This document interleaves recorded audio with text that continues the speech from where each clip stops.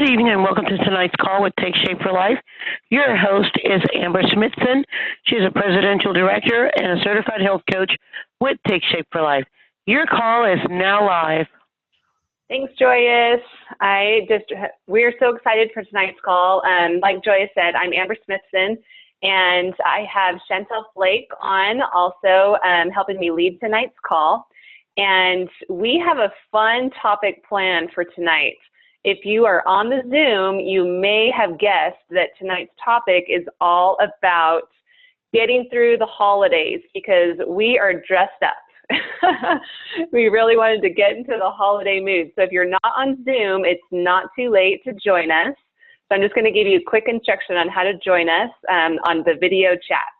So you go to zoom.us, zoom.us, and then click join a meeting. And then you're going to put in this number. So jot it down if you're on the phone, 801-356-3181.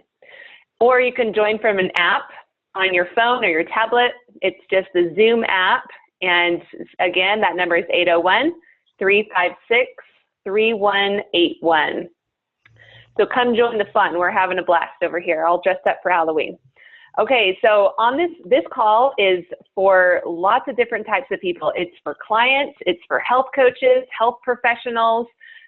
People might be in their weight loss phase of their journey. They might be in maintenance phase or transition. So you might hear questions and commentary from all of the above. And we love that because that's what the Habits of Health program is really all about. It's about all of us just banding together and offering support to each other, no matter what phase of the plan we're in. So, okay, Chantel, do you want to say hello? Hello, I'm so excited to be on. Awesome. And Chantel's dressed up as our feather witch, looks like. And I'm dressed up as a cat tonight, so I even have my paw here. It's, just in case I need it. But it's kind of fitting because in addition to talking about our topic of Halloween, because that's coming up in 3 days? Today's the 28th, so 3 or 4 days from today. I wanted to talk a little bit about our two-part brain, just to start the call off. And so it's funny, raise your hand if you're on Zoom, raise your hand if you've ever felt like there is two people inside your brain battling it out on one of them wants, okay, I want to be healthy, and the other one's like, I want Halloween candy. So raise your hand if that's ever happened to you. And it might not be Halloween candy, but it might be something else for you. Okay, I got some other people who have experienced this. Now, a lot of people ask, well, why is this? Why can't I just say what I want and then get it done? Well, we want to talk a little bit about the two-part brain. You have a prefrontal cortex that makes your rational decisions, and then you have the limbic part of your brain that is more of the, animal part of your brain. It's the part that wants to survive. It wants to, we got some here, someone off mute. There we go. That part of your brain wants you to just survive. If there is a predator that's about to eat you, then you get the fight or flight going. If there is some food that is high fat, high sugar, high salt, it wants you to eat that all up so that you can store a lot for the winter. So this part of our brain, it's actually really helpful because it keeps us alive. And without this part of our brain, then nobody would have children, nobody would eat, everyone wouldn't care. So this part of our brain is super helpful, keeps us alive. But it kind of gets in our way sometimes, because we have goals in our prefrontal cortex, the thinking part, that says, no, I want to be healthy. I want to make great decisions. I want to exercise. I want to eat healthy foods. And the limbic part of your brain will fight against that.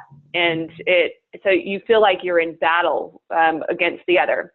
Chantel, do you want to give us a little more insight on this that you've seen?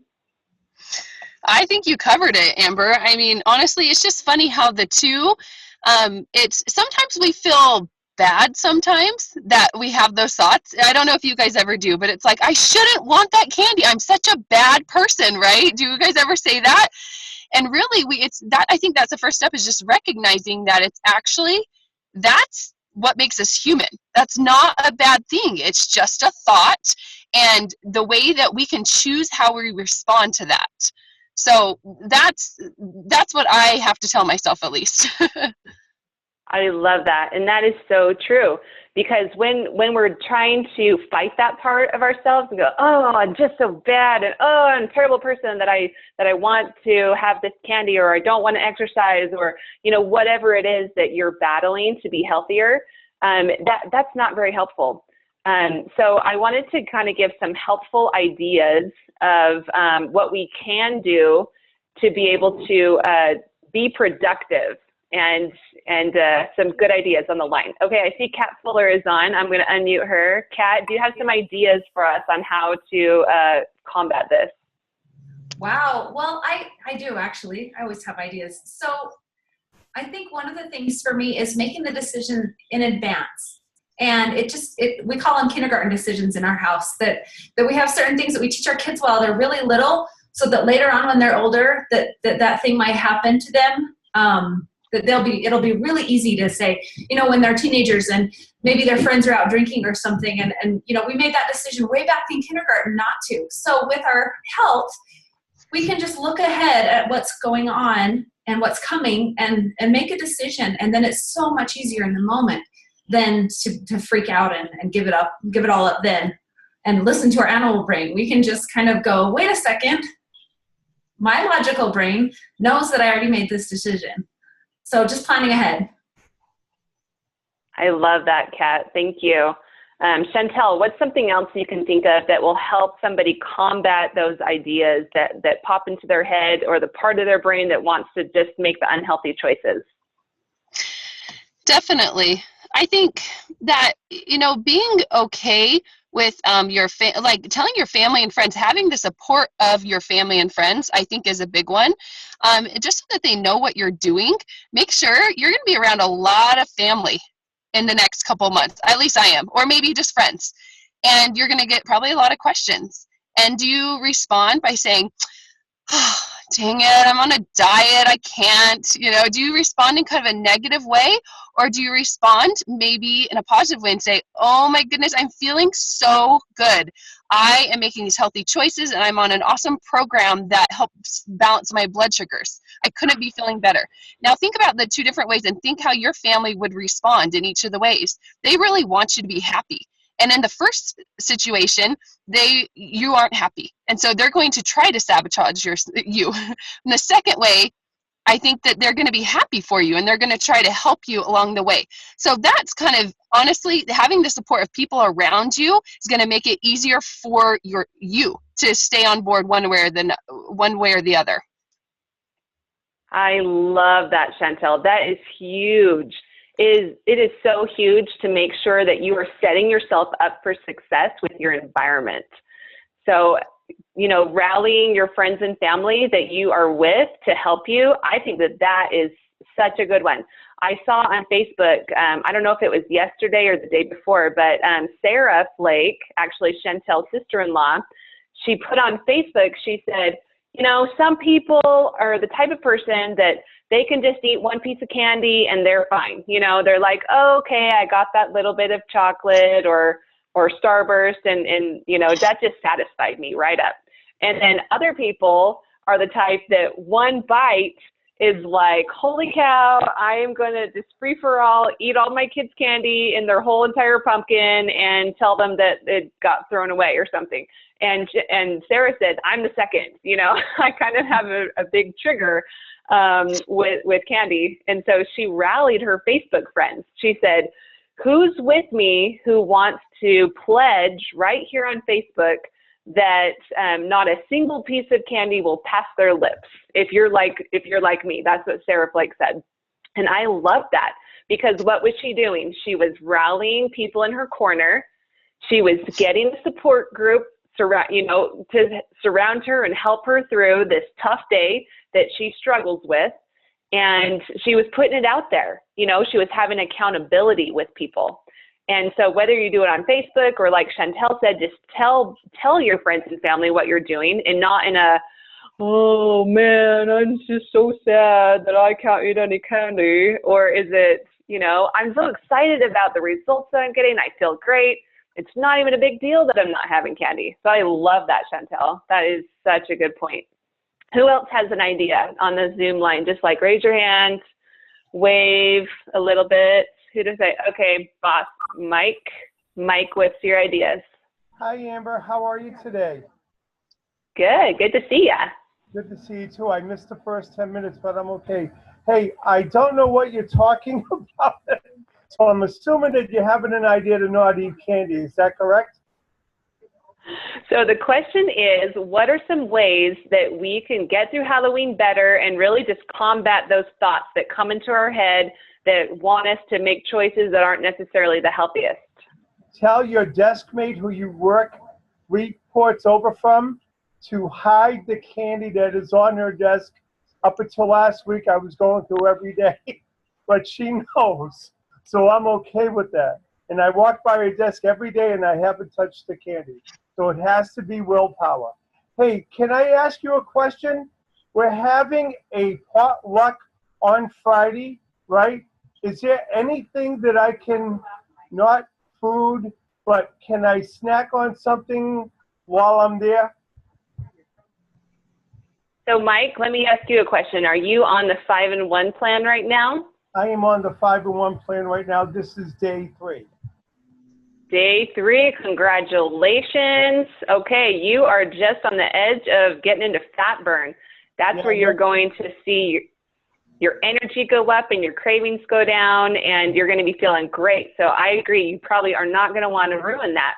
So some ideas that you can just, why don't you volunteer to bring something to the potluck, like a chicken salad or a veggie tray or something like that, and just make sure that you count that towards your lean and green. Does that sound like something you might be interested in doing? Do that. So bring the veggie tray, and then I can count that towards my lean and green during the night. Absolutely. Yep. I have another suggestion. What's up? Go for it, Chantel. And this is something that a tip that I wanted to share was really, it's interesting. And I'm not sure if this is a concern of yours, Mike, but a lot of people, this brings up a really common question that I get where people are concerned about, I don't want to offend the host, or I don't want to, how do I not eat what's at a party or something? And so one thing that I like to talk to people about is, it's fascinating how most people don't even notice what you're doing, actually. Yeah. They are so busy at the party worrying about themselves, maybe worrying about their costume, worrying about if they're the host getting on the dinner, whatever, that really you could bring that salad or the veggies or whatever and fill up your whole plate. And so you can walk around with a plate and maybe a glass with water or whatever, a diet soda or something, and you could walk around with that whole party, and I'm not even sure if anybody would really notice. And if they did, you can respond what we talked about really positively. But, and even if they did ask you, you could politely decline and don't feel, I really feel that it's okay to politely decline and say, no, thank you. I'm doing an awesome program that I'm feeling so good, and I don't want to ruin that or whatever. So really, the point is that no one's really watching, I think is the point here. No, I'm not worried about them watching. I just want to participate. And I'm like, okay, so I'm going to have like a bag of Parmesan balls. But if the veggies are there, then I can eat the veggies. And I'm like, okay, so then I'm part of it. But thank you for this. Awesome. Yeah, great question, Mike. Thank you for asking it. Okay, does anyone else have some tips or some suggestions that have popped up in their head? Just like wave your hand like this and I'll unmute you. Okay, we got Natalie Norman. Go ahead, girl. So one thing that I did, I bought my Halloween candy the other day, and I purposely bought candy that I knew would not be a temptation for me. I'm like, the little kids are going to like anything, but I'm going to buy something that is not going to be tempting for me. And then the other thing I always go back to is the stop, challenge, choose. Because I found if I just stop myself and think about it, then I'm more likely to make a good choice.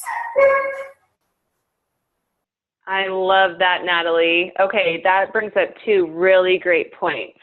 And one is that's, again, bringing you to your environment. Are you setting yourself up for success in your environment?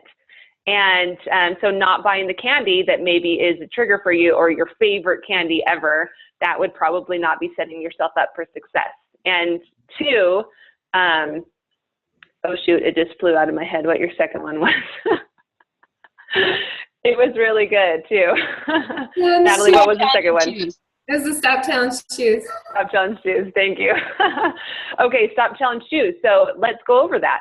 So that is a really good way to combat that limbic system part of your brain. When you are getting kind of like an attack of the limbic system, then your prefrontal cortex starts shutting down. It's like, you know, and you're just like, I want that. And so to stop, challenge, choose, that's what Dr. A teaches us, is to just, you know, step back, take a deep breath, and then think about it. What do I really want? What is going to make me happy in the long term? What's going to bring me joy rather than what's going to bring me just short-term pleasure? So that is such a good point. Thank you, Natalie, for that. Chantel, do you have anything else to add to that? I use Stop, Challenge, and Choose every single day. It is the most useful technique. And you know what's so cool about it is you can stop yourself at any point. Like I've been reaching into a bowl of candy, and sometimes you're just on autopilot. It's just like, oh, the candy's there, so you're gonna eat it, and before you know it, oh, you didn't even have a choice, you just ate it. But really, this has taught me that even mid, like putting it in your mouth, you can stop and take it out of your mouth and make that choice. It's amazing. And we talked about, even I think last month on the same call, about how you can use this in all areas of your life. Patience with your kids, patience with your boss. It just is so many different things. So I love that. That is so true. It has like universal application, seriously. I'm going to go to the chat real quick because I haven't been looking at it. I'm just going to see what we got here. Dan is saying, I'm there. Put it on the oxygen mask for me first. I love that. You know, making sure that you are taking care of yourself before you can take care of everyone else. And then Chantel Jensen said, sipping on flavored water at the party if you find yourself having a sweet tooth. So that's such a good idea. You can be part of the festivities and really be focusing on people rather than food. Because isn't it amazing that parties actually have people, not just food? You don't go to a big empty room just with food in it. There's actually people there. You could focus on the relationships, focus on who you can talk to. Who's sitting who seems to be like maybe introverted, who could use a friend or somebody to talk to them? Or, you know, there's so many different things to consider there. Okay, who else has some ideas? Just like wave your hands like this and I'll unmute you. Let's see. Oh, Connie has some. Go ahead, Connie. Okay, am I unmuted? Yep. Okay, sorry. For us, we've got a lot of bouncy balls and some eraser tops and some bracelets that we are giving out for all of the kids' class parties and for our treats here. There's actually a movement called the Teal Pumpkin movement, where you have a teal pumpkin on your porch so that it tells kids who have food allergies that your house is safe for them to come to.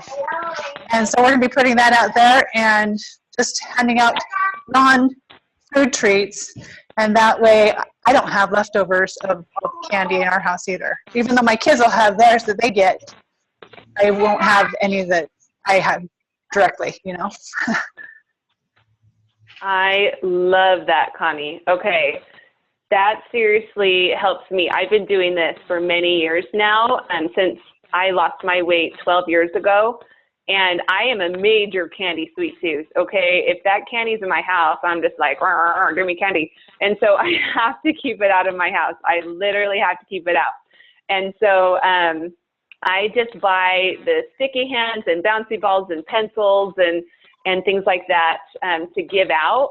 And when my children go out, we go out trick-or-treating, and I just get them like a small bucket to trick-or-treat, and when it's filled up, then we're done, and we can walk around and see everybody's costumes and things like that. And we actually, we buy the candy from our kids, and then we donate it.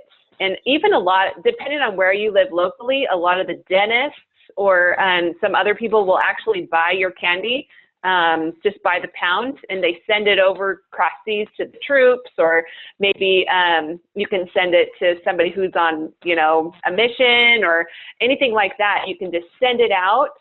And I end up usually not eating any of the candy just because I'm like Sarah with the trigger.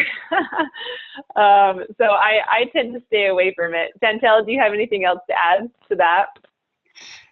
Those are all such good ideas. I love that thanks for sharing that, because I think a lot of people on here are thinking, oh, Amber, she's at her ideal weight. She doesn't struggle with this. But that's a perfect example of you're protecting your environment. You continually need to do that for the rest of your life. You've been doing this for how long, Amber? You've been at your goal weight 10 years? Yeah, almost 12. It's been like a dozen years. 12 years. That is a great example of just making health a priority and never letting your guard down, thinking like, oh, I'm okay. It's always a focus. And then one more idea that I had that I think I'm going to, this kind of gave me an idea while I was on here, maybe even having your kids trade in their candy for like a toy the next day. I've heard of somebody call it like a pumpkin fairy, or I don't know, where they turn that in and the next morning, a toy appears under their bed or whatever. So I think I might have to do that. I love that, Chantel. I was actually watching Shark Tank. Does anybody watch Shark Tank? It's like the entrepreneurs. Okay, we got some Shark Tank lovers. And they had like a book. It was called The Switch Witch. And the Switch Witch, you turn in your candy to the cauldron or whatever, and then in the morning there's a little toy. So that's same idea, Chantel. Is that you trade it out, and it probably doesn't even have to be an expensive toy, honestly. It could be something just, like one of those big balls for $2 at Walmart or something. But that's better than having candy that's sitting around your house for 2 months. I mean, sometimes the kids get so much.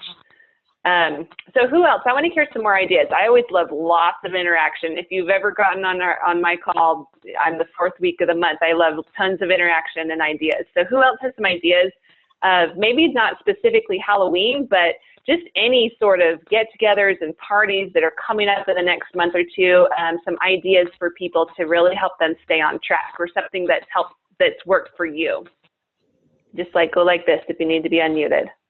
Okay, we got Jonathan. Go ahead, Jonathan. Hi, good evening, Amber. I think when it comes to any type of situation, especially when you're in the work environment, it's also crucial to be careful where you are. I will give an example. I work for a company called First Choice Tech Support, which basically services computers. And there are a lot of times where we have most of our coworkers are always bringing their own food. One thing I have learned is that definitely staying away from the vending machines at all times. Don't even go even into the cafeteria. Eating at your own desk versus going into the cafeteria, so that way it doesn't even give you an opportunity to even look at the vending machine, and even to even go near it. Whether it's junk or wherever you are, the best scenario is to stay away from places like this. And when you do, it doesn't make you feel a crave to go eat junk in general. I love that, Jonathan. That is so true. Again, watching your environment, knowing your limits, especially maybe if you're like Mike, who is in his first 3 days, your cravings are going to be a lot higher when you're not quite in fat burn yet. So really watching your environment, and then getting into that fat burn, and riding that your cravings go a little bit more down. So that is so good. It's in the workplace, watching your environment, bringing your own lunch, things like that. Let's see, I'm going to go to the chat again. Shannon says she loves pumpkin pie. What can I do to avoid it during the Thanksgiving and Christmas holidays? Ooh, good question, Shannon. Does anyone have some ideas for pumpkin pie, Shannon? Oh, we got Kat Fuller. Go ahead. Yeah. I actually answered in the chat so you can read it, but I love pumpkin too, Shannon. I'm a big fan. And this is like my favorite time of year. And when I lost my weight 3 years ago, it was this time of the year I was on the program. So I emailed nutrition support. Everybody on this call, in case you wanted to know, you can email nutritionsupport@tsfl.com, and they are fantastic about answering questions. And I said, can I have any pumpkin on the 5-in-1? And they said, yeah, you can actually have a tablespoon as a condiment. So I put it in spiced pancakes. I put it in vanilla shakes. I put it with all kinds of whatever kind of things you like, and maybe put a little truvia in it to make it sweet. I do all kinds of things with pumpkin. So that, and it tastes just I like love pumpkin that. pie. So I love that, Kat. What a great tip. That is so good. And then let's see, we have Malka. Do you want to say something on that? Oh, yeah. Just if you need to save your condiments, because I know over the holidays I'm like counting them, pumpkin pie spice is a great freebie to throw into any of the vanilla products. I always say the vanilla are just great because you can make them taste like anything. And also spaghetti squash, which is one of our greens, can kind of be sweet or savory, and that's a really great one to do with pumpkin pie spice too, and it'll kind of mimic that pumpkin pie flavor for you. You can bake it with a little bit of stevia if you want and some egg beaters, and it's almost as good as pumpkin pie. I love that. What a great idea. Carrie Ann, do you have something too? It wasn't necessarily specifically about the pumpkin question, but it was just another tip I thought of about going to parties, any holiday parties. Just kind of like when you go grocery shopping, a tip to go before grocery shopping is don't go hungry, because then you look at everything like, oh, it looks so good. So maybe if you don't want to be tempted at a party, try eating before you go to the party, and it helps to keep those temptations. They're not as bad and way easier to handle. And then you can really make smarter choices like, do I really want that? Or, am I going to stick to plan or whatever? So eating before you go. I love that. Okay, I make my kids eat before we go to the grocery store too. You guys do that? Because they want to buy everything and they want to grab everything in the aisles. And so that is so smart. It's so smart to eat before you go to the grocery store and before you go to parties. And honestly, to always eat before you go anywhere. We eat every 2 to 3 hours. Like, you are never running out of times to eat. That's a good thing. And keeping that blood sugar steady and even is so smart. Oh, also we got Lamira in the chat saying to get good sleep and cut down on cravings. Okay, this is how I want to wrap up this call actually. So we started off talking about the two-part brain and how your limbic system can fight your prefrontal cortex. Well, there are several times when your brain is you're going to be at risk to make bad choices, and it's BLAST. It's what do they call that? An acronym? BLAST. So bored, lazy. Oh shoot. What's the A? And then there's the tired, stressed, and tired. What's the A? Angry. Thank you. I knew that someone would help me out. Bored, lazy, angry, stressed, or tired. That you're going to be at a high risk for making bad decisions, for allowing your limbic system to take over. So just be extra aware. Raise your awareness level and do the stop, challenge, choose. Sometimes just having some quiet time, taking 60 seconds to 5 minutes to just, deep breathe, help your brain reset, and really just kind of connecting up with your why. So here is just a little assignment for you, is write down your why tonight. Like, why are you doing this? Why do you really want to be healthier or lose weight? Or what's your driving factor? And some people will say, well, I want to look better and feel better, right? But go a little bit deeper. Why do you want to look better and feel better? Who will that affect? Who, do you want to spend more time with your kids or your grandchildren? Do you want to be able to ride a bike? Do you want to be able to play softball again or hike? Or what are the things that are really going to affect you the most by your good choices that you make? And write those down. And then when you have your quiet time, just maybe read that. Read that when you're having a rough day, or read that before you go to that Halloween party or go to that work party or whatever it may be, and really connect yourself to the higher reason why you want to stick to your goals. And that's going to really allow your prefrontal cortex to be more of a driving factor in your decisions than your limbic brain, that's going to be more about just survival and doing whatever feels good and is easy at the time. So I just wanted to end the call with that. Thank you so much. Chantel, do you want to say anything else before we go?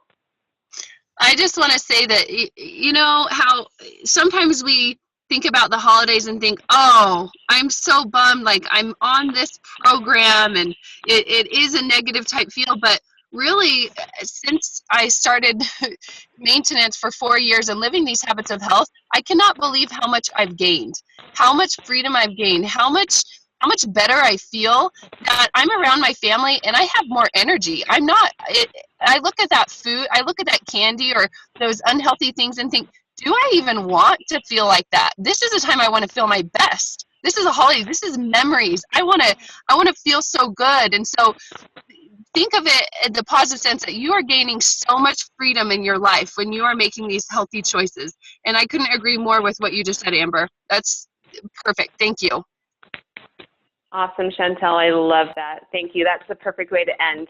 So thanks for everybody who hopped on our Habits of Health and our call tonight to focus and to really get your mind going in the right direction and be ready for upcoming holidays. And we just appreciate you. And thank you for watching in playback too, for all those who are listening back. So have a fabulous day and happy Halloween, guys.